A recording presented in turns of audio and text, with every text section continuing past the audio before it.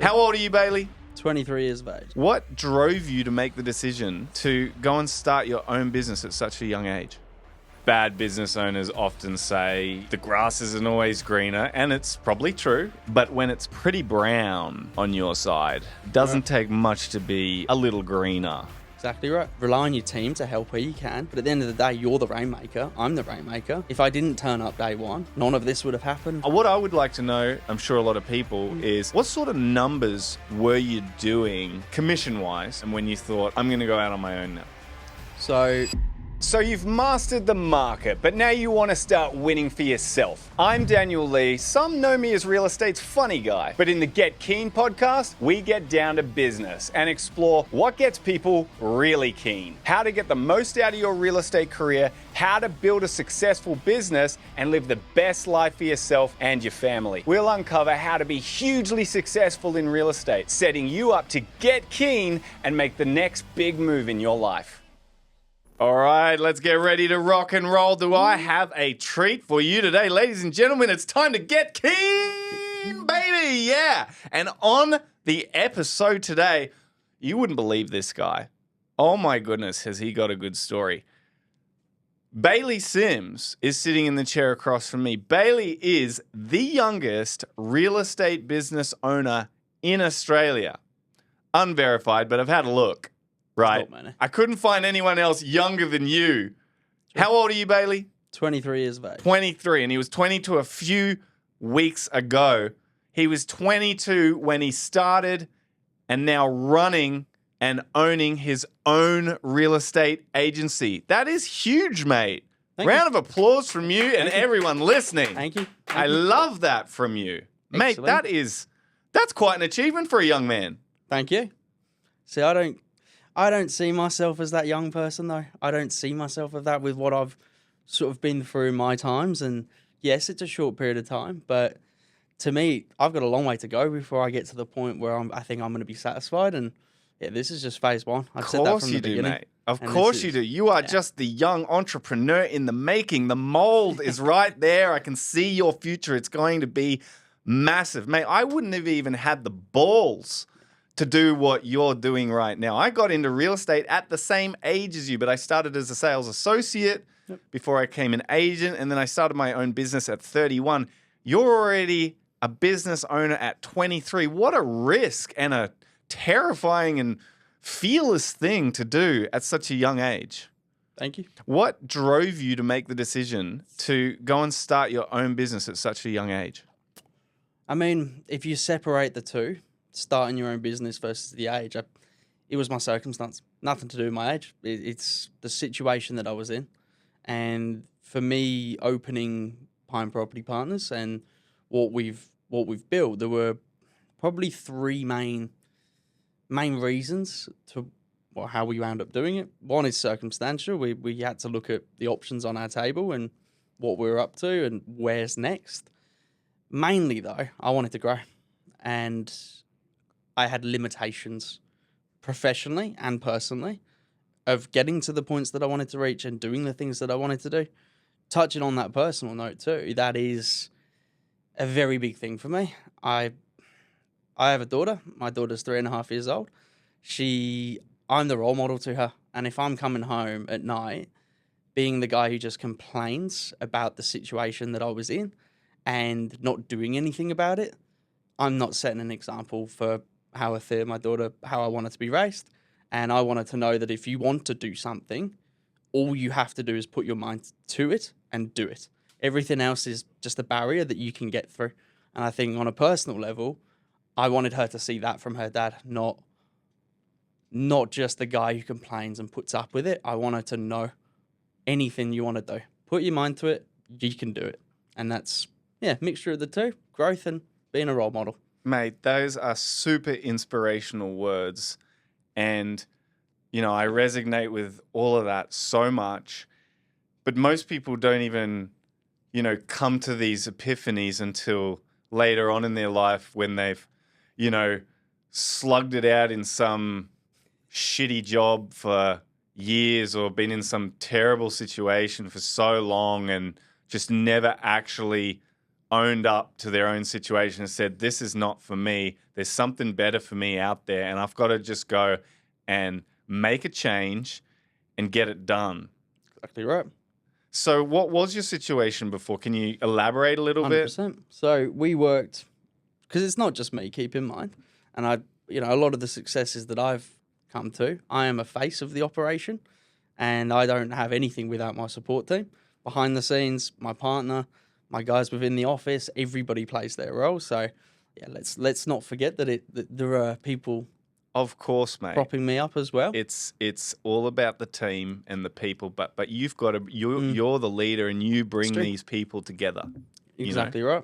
And we were at a large franchise agency, let's say, and things were going well. They're going okay, and I wanted more. Again, on that professional and personal growth, and it wasn't necessarily money in my bank account. That's never really. Yes, I'm lying to you if I say money's not a driving factor, but it wasn't the main thing. I think there was an element of not creative control, but wanting to implement things, a mixture of that. And I was sitting in front of my clients, effectively lying to them. I would make a commitment that I would do something, and through no fault of my own, it wouldn't happen. And I wasn't in a position to do something about that. And that's not how I want to run a business. That's not how I brand myself as a go-getter, as somebody that will make you a promise and follow through with that promise. I couldn't uphold that value that I've built my business on and built my career on so far. And to be honest, that really pissed me off. So we had to put some things in place and take a leap. And yeah, I mean, I don't want to make a song and a dance about how bad things were, but that really allowed me to embrace what we have done. I knew exactly what I didn't want to do. I just didn't know what I wanted to do yet.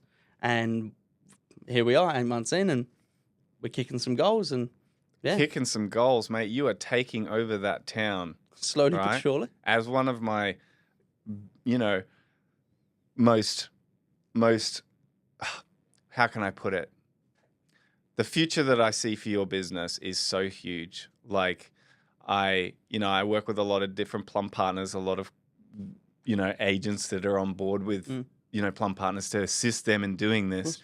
And, there's some real standouts that I just see are going to be really big in the future. And not just because they work hard, but the humbleness, the leadership qualities that they have, the vision that they have for their business, the way that they speak about where they're going. It's not just all about what's happening today. It's what are we doing to get to where we want? The way that you conduct yourself, everything just points to you being really, really successful. And so making this move is as I said, so ballsy. What I would like to know, and I'm sure a lot of people, is what sort of numbers were you doing, commission-wise at the time when you thought, I'm going to go out on my own now? So I was on track to sort of do my best financial year. But as a consistency sort of thing, I was writing very close to $500,000 in gross commission earnings. Okay. Year in, year out from my first year, but I got capped. It stopped.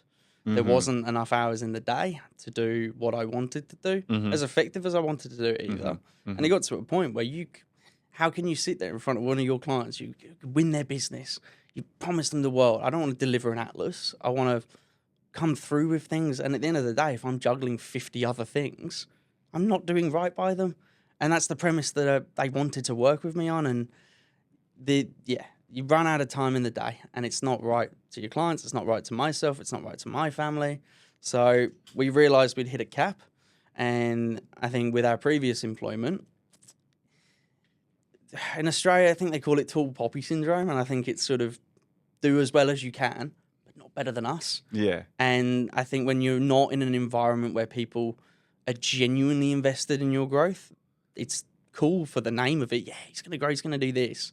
But when you've still got to do it to this level, here's the guide of where you can go to, stops it. It's selfish and it's not the right environment to build what we'd like to and achieve what we'd like to. So you were being held back by the people that you work for, so you couldn't extract the full potential out of yourself. Exactly right. And inefficiency, at the end of the day, I'm better at certain things than I am, say, writing contracts. you know, and if I'm better in front of people and with people doing what people are paying me to do, why am I not doing that? And yeah, we'd reached a cap, and don't get me wrong, we tried to grow within the business. We tried to make some changes. And when you don't run a transparent business and effectively you get lied to, you're never going to see those results. And there's that whole glass ceiling. You could see it. You could visualize the ideas were there, but nobody was ever having that driving force. I had to be the driving force to then make something happen, which was out of my control. Right. And that's just not on. It didn't get us anywhere. Yeah. But it's also interesting that you were writing about $500,000 in GCI. So that's before, you pay your other costs. Yep. So there's costs to come up there, possibly a sales associate. I'm not sure if you had one at the time. Yep. And a bit of marketing, that sort of thing. But it just goes to show you've gone out and started your own business when you're earning $500,000 in GCI. A lot of people think that you need millions of dollars, like you need to have, hundreds of thousands of dollars in the bank or be doing, millions of dollars in GCI before you can go and start your own agency. You've done it when you were only earning 500. Now I'm looking at your numbers within a year. You're on track to do over $1 million. That's the goal. That's the plan. We'll do everything we can to achieve those goals. So you felt like you didn't actually need that much money to get off the go. I've got in my head, I've got an interesting take on money, and it's you can always make more. It's never the end of the world. Like, I can go to work of a day and earn more money if I choose to, if I want to do those. Yes, there's certain things I don't control, but you can just make more. And in hindsight, I needed way less than I actually went into this with. There was 2 weeks at the beginning when I was waiting for presentation folders, for example. They just had to be designed. They had to be ordered. Don't get me wrong. Things were perfect. Everything was in track, but 2 weeks delivery. All right. I still went out and signed business. So in hindsight, I didn't need what I had. I chose to invest in what we're building, and it's paid off a few months in. It was tough. Don't get me wrong, but you need way less. I had help where I had help, but we were on savings. That's probably the one thing I didn't plan for in all of this. I didn't plan for the impact of it. And to be fair, the initial phase, it doesn't hit you for 3 months. Yeah. Like, my income was still there. My savings were there. The fact that no money was coming in for a little while hit me 3 months later. Yeah. So it was, oh yeah, you're going to have this drama. I didn't see it. I didn't see any of those issues. I had to just make it work. And I think that's another mindset of the business. When your back's against the wall, there's only one way that you can go. And that's the way that we went. And what excites you the most about being in this position now? So you've had your business open for a little over, is it a year now? Close to a year. It'll be 8 months tomorrow officially. What's been the most exciting part of it? It's hard to put an exact thing on it, but everything. Yeah. And that is the point. If I wake up of a morning right now and decide I would like to do this, I can do that. The only person getting in my way is me. And that's an easy person to argue with. Yeah.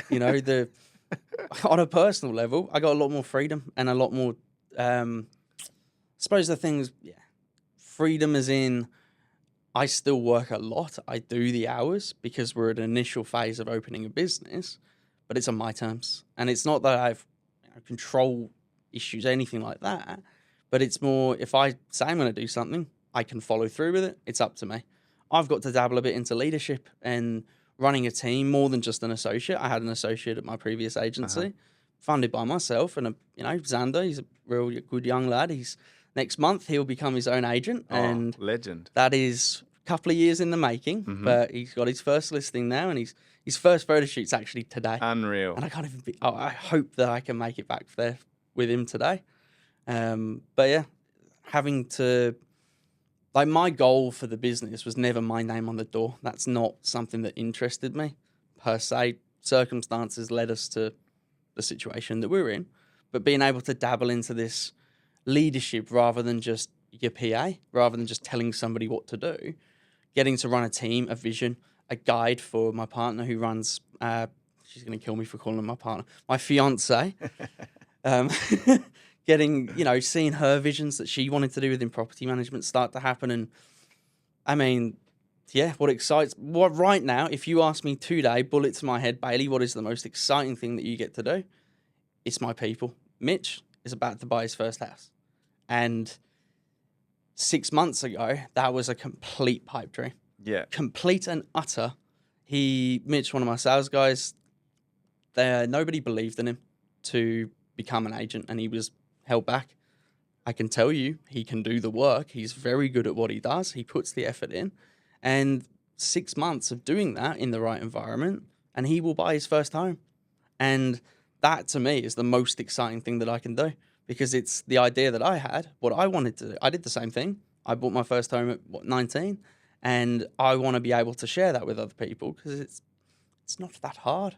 And if I can help, great. And that right now is the most exciting thing. Pure qualities of leadership right there. And that's why you're going places. Look after other people and you will be looked after. What's the biggest challenge you've had so far of opening your own business? Driving to Brisbane. Driving to Brisbane? No, I say that honestly, I'm not very good in the car. So driving here is, that is a big challenge. But no, there's plenty. How long do we have? Because I could sit here all day and talk. Well, I'm asking for the biggest. The biggest? My biggest challenge that I've faced in opening my own business, or the two biggest. First one, that underlying backing yourself, despite everybody else around me doing it, and I can see it in front of me, and you can trick yourself and tell yourself that you can do it, actually feeling that and actually pushing for that. That was a challenge. And it's only recently I had to learn what it looked like to be a leader and to be in that position. It was a challenge, it wasn't impossible. It was just a hurdle, you know, and I figured that out. Second challenge, knowing, I suppose, what to do.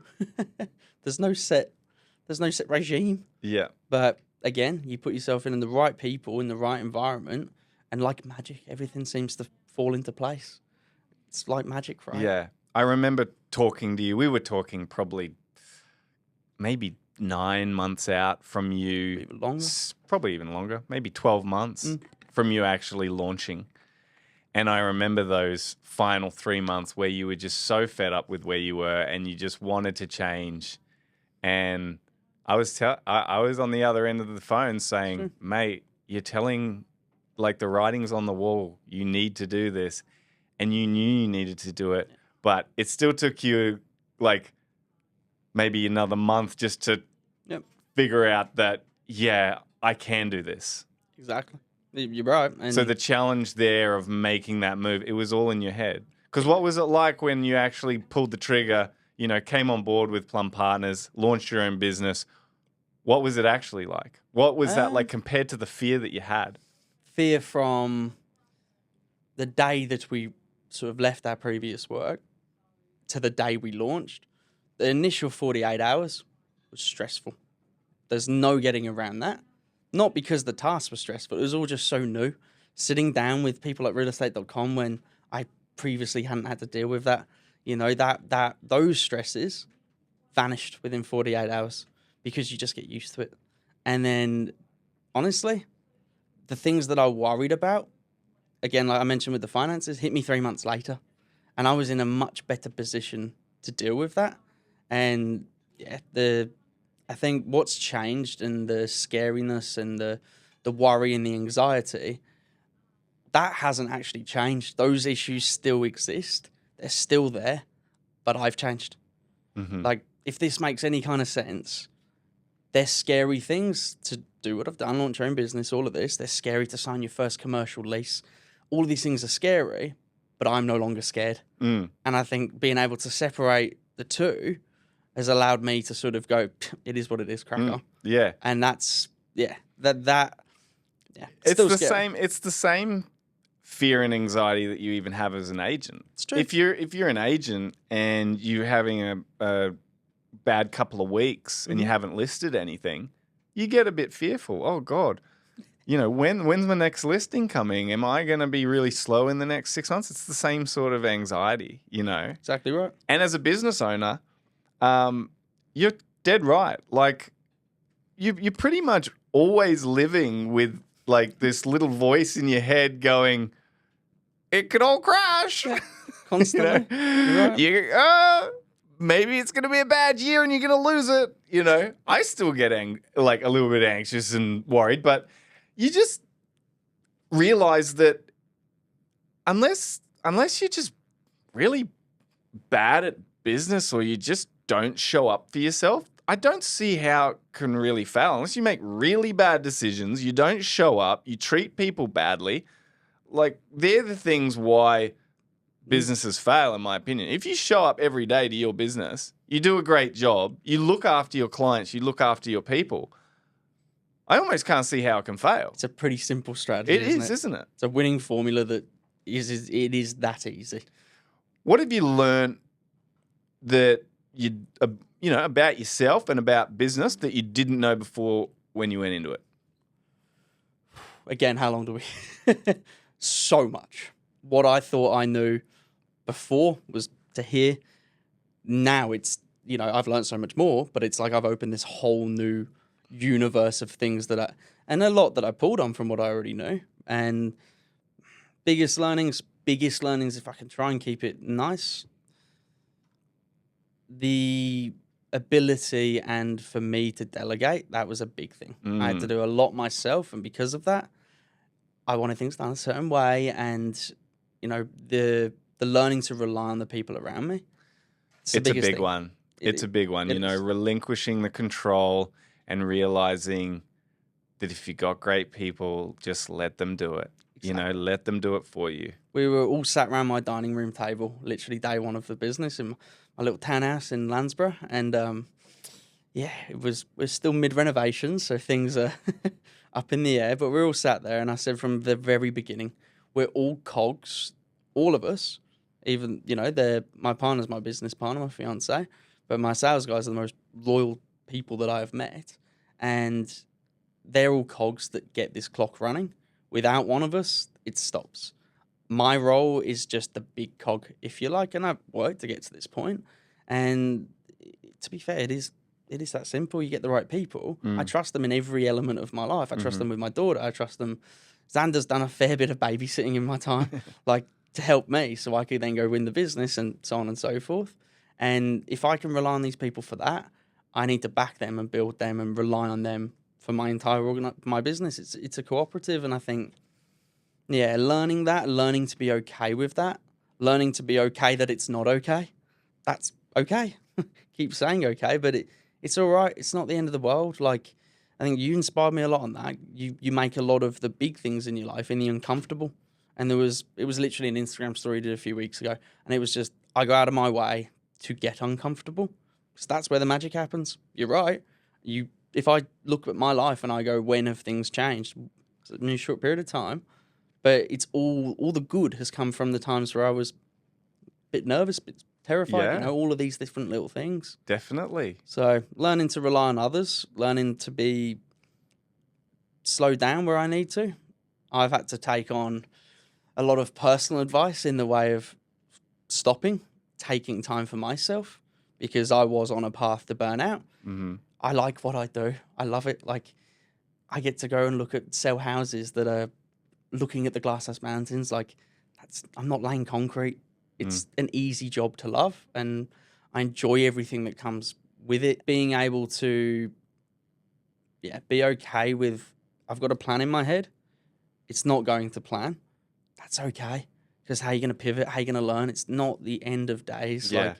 Like, no one's died. And that's a big learning for me.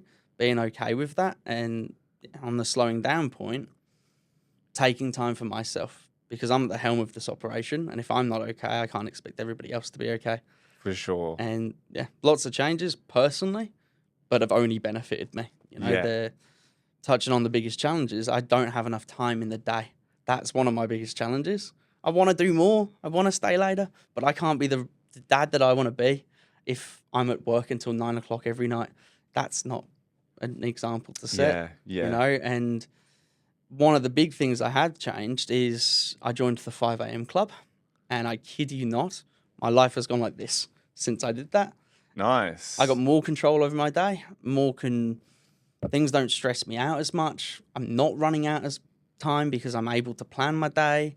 There's a good quote, and it's Peaky Blinders actually on this note. There's no need to rush when you've got a great plan. And it's true. It is so true. You know, if you've got an idea of what your day looks like, nothing can bother me. Yeah, absolutely. And just, that's great. 5 a.m. club. So I'm guessing you're getting up and getting into your health and getting something done in the morning, personally, fitness, that kind of stuff. It's awesome. Correct. It's definitely changed my life massively since I started being a morning person, which was always really hard for me too. And doing those small, consistent, routine things over a long time makes for big positive change. It's the 1% strategy. Yeah, it's the one step every day. Definitely. And, it becomes a habit. Yeah. My alarm at 5 a.m. says, in 10 years, this will look easy. Granted, I'm only, a few months into my new little regime that I've got going, and I will never look back. Yeah. I find myself getting up on Sundays, the one day I give myself a bit of a break. Even getting up early then, like making the most of my day. And it's not hard anymore. It really, really isn't. It's probably hard for my daughter. Like, I'm up before my daughter now.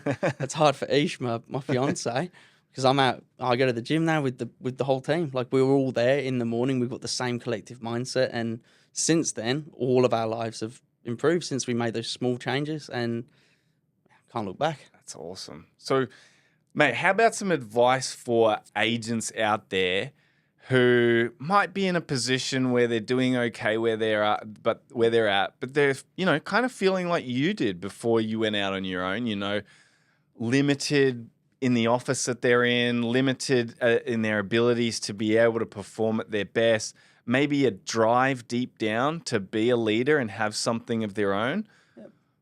Those people that might be thinking, geez, maybe I should go and take the plunge and have my own brand and my own business. What's 3 pieces of advice you could give to those agents? To narrow it down to 3. Okay. That's tough because there's a lot of learnings that I have learned that there's so many. Give us 3. 3 fundamentals. Okay. One of the big anxieties, we were all told, a lot of my team came from the previous agency I used to work with. The grass isn't always greener.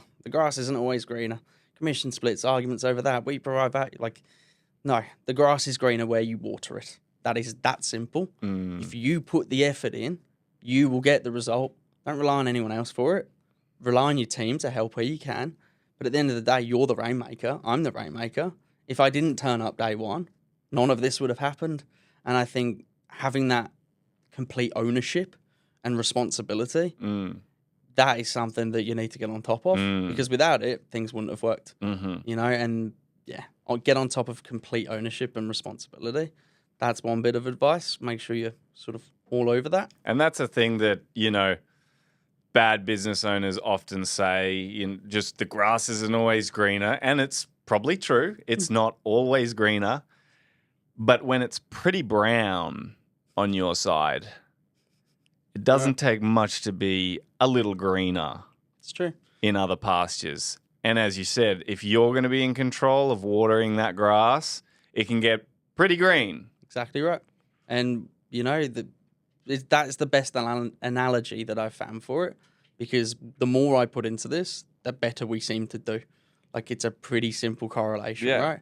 Well, the other thing is, if you were in an agency, right, before, where the leadership was strong, they were backing you, they were saying, Bailey, you're doing awesome. We want you to do this. We want to build a team around you. You know that idea you came to us with 3 weeks ago? We've already executed it. Look at this. And you're just feeling so involved in the business, like the business has you in mind with their vision and your vision's aligned with that business, and you're just like on fire and you're continuously seeing your listings go up, and you're feeling like this is a great path. You never would have made this move at this point. Maybe down the track, but you wouldn't have, right? I mean, I look up to a lot of people like yourself. You did it a bit later in life. I didn't go into real estate wanting to own my own business. And to be quite transparent with you, I fell into business ownership due to my circumstance. That was the best thing that I could do with the situation that I was in. And I think you're right. If you build, what I'm trying to build here is an environment where people feel involved. There's no need for them to leave. You get exactly. They won't. I guarantee you. I've had my own business for 8 years now, and all the best people have stayed, and I've never lost a great person. Honestly. The couple of miserable ones have left Yep. in the 10 years, but You're gonna they were get some. always miserable, and they're going to be miserable when at the next place they're at. Exactly. So 2 more pieces of Two more. advice. 2 more. It's so tough to try and narrow it down because there is so much involved. Like, okay, second bit of it. Oh, okay, I'm going to tie them into 2. People. I keep talking about this, but people. I'm not from this country originally. I was born in Australia, but I grew up in England. Right? So what's the advice around people? Leave England. No. Leave England, move to the Sunshine Coast. I've got 2 passports. Life's I great. hope this podcast doesn't make it all the way back home. Yeah, my mum listening in England. Me nan's going to be like, oh, no. So, people, if you get the right people, you're better at what you do than me. There's no getting around that. You've done it for longer. Doesn't mean I won't reach these dizzying heights, but I come to you for advice because you've been there, you've done it, you know what to do. Same when you go the likes of Shelps, who looks after our, she's the head honcho of our behind the scenes, and Jess and Katie and everybody on the Plum team. I'm not the king of writing contracts. If I was, I would be writing contracts for a living, right? Whereas they're experts in their field. I don't tell photographers what to do. They don't tell me how to sell a house, how to list it. Everyone's got to stay in their lane and run their own race. And I think having people around you to support that environment, egg you on, motivate you, do all these things. So that you can stick on the things that you're really good at and what drive the business and are most dollar productive for your business. Exactly right. And vicariously through that, my fiance, she improves. My team, they get better at what they do because I can spend my time with them, not the stuff that I don't need to be spending my time with, And I've been listing and selling real estate for years. That's what I'm good at. That's what I want to stick to. By doing all these things, it's allowed my partner, my fiance, to flourish. Like, she inspires me. She does everything I do, plus more parenting responsibilities, which is nuts, right? Like, on top of a normal, she comes to work at the same time as me every single day. Yeah. Shout out. Yeah, Ish. Shout out Aisha, to Ish. my fiance. I've got to keep getting that right. Unreal. One last thing for the audience. Where's Bailey Sims, where's Pine Property Partners going to be in 5 years' time? The top of everything we put our mind to. And that is personally, professionally. I want to dabble a bit into projects on a business sort of level. But I want everybody to be happy going to work. I'm happy again. How many salespeople will be on your team? Well, we started with 4. We're about to grow to 6 with a goal. My whole goal in the whole time has been 24 and 24 months. That would be perfect for 24 me. salespeople in 24 months. We'll come back to that, and we'll have you on a future episode in 24 months' time to see where Bailey Sims and the Pine Property Partners team have gone. I've got one bit of good leadership to add to this. Oh, yeah? One more piece? My whole fundamental, because you said earlier to me, you've not been a leader before. You're right, I haven't ran a full team before. I have found the easiest and the best thing that I can build all of my leadership skills from is do as I do, not necessarily as I say. Everybody can't argue with me when I've got a three-year-old daughter up out the door with Isha's help to daycare and gone to the gym and I'm still in the office before you. Last night I got home at 8 o'clock. I left an appointment late. No one can argue with me about that. 100% agree. If you are the hardest working person in your own business, you will gain the respect of all the people that work with you. It's so true. Lead by example. And I set the tone and people follow it and they're a part of it. Mitch copied me and he's about to settle 100 grand for the month. Like, that's incredible stuff from a bloke who got told 7 months ago he couldn't do his job. What wasn't believed in, and I set that tone and that's what I've built my business on and my career on, being the hardest worker, being there, turning up early, turning up late. Everyone else gets on board. And guess what? Like magic, everything seems to keep going up. But lead by example. That is the fundamental for my leadership. And yeah, it's all new and I'm still learning and I will continue to improve every element and continue to take on all the advice and learn every step of the way. But that's a base to run off. Do as I do and also as I say. But do as I do, and it will happen. You're doing it fantastically, mate. And you said it very well. Ladies and gents, thanks for checking in and watching and listening to the Get Keen podcast. If you liked it, give us a like. If you want to share it, give it a share. And if you want to give me a 5-star rating, you'd be the best bloke or chick in the world, and I'll buy you a beer sometime. Bailey, thank you so much. If you want to follow Bailey, his handles for his social media will be in the comments. Bailey, if people want to reach out to you, what sort of questions could they ask? How hard is it? Should I do it?